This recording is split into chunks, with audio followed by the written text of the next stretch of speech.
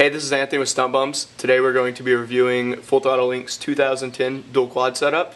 For those of you familiar with FullThrottle's recent products, they've been offering the dual quad setup for a while. It essentially allows you to mount two 4-piston calipers to a handbrake bracket. Now with their 2010 edition, you're able to mount two radial 4-piston calipers, and you're able to mount a 2-piston Brembo caliper down at the bottom. So while this setup provides you the option to run up to 3 calipers, the beauty of it's its versatility.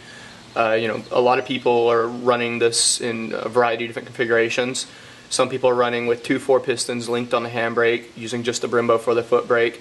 Some people are running with one 4-piston for the handbrake, one 4-piston for the foot brake. Personally, I run the 4-piston for the handbrake, the Brembo 2-piston for the foot brake.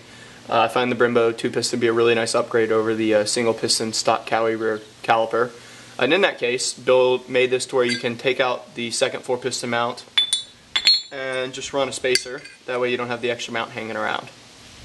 While I really like that this bracket allows you to run your calipers pretty much any way you could ever want them, my favorite feature is this custom carrier build machine so you can mount a giant rear rotor. To show you guys just how giant this rear rotor is, here's the stock Cowie rear rotor. It's 220 millimeters by 5 millimeters thick. This is the 2008 through 2010 Hayabusa rear rotor. It's 260 millimeters by 5.5 millimeters thick. As you can see, it absolutely dwarfs the stock Cowie rear rotor. One thing a lot of people don't think about when they're purchasing a new handbrake setup is the availability of the individual components it uses, such as the rotors, the calipers, and the brake pads.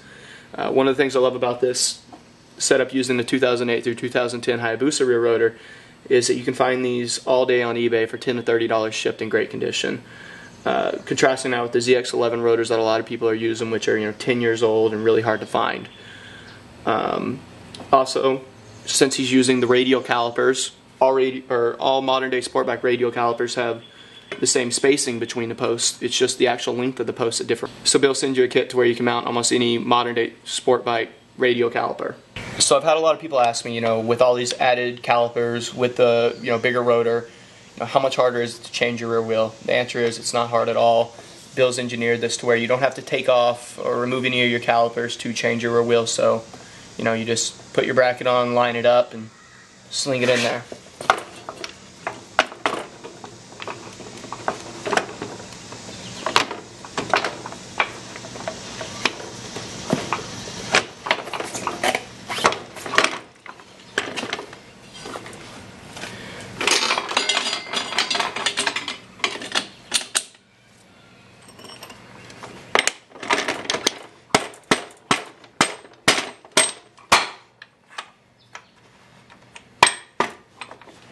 So, in summary, Bill's new setup, gives you a lot of options. You can mount up, again, the two radial calipers, the Brembo caliper. You can do like I'm doing with just the radial 4-piston for the handbrake, Brembo for the foot brake. You can mount up, one of these for the handbrake, one of these for the foot brake. I've seen people, they chain these up, run both of them for the handbrake, then run this for the foot brake.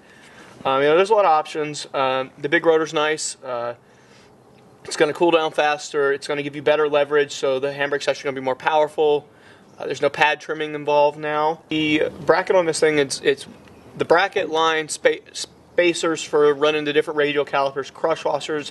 It's right at $300. The Brembo caliper, you can buy this thing brand new from Yo-Yo Dime with pads for around $90.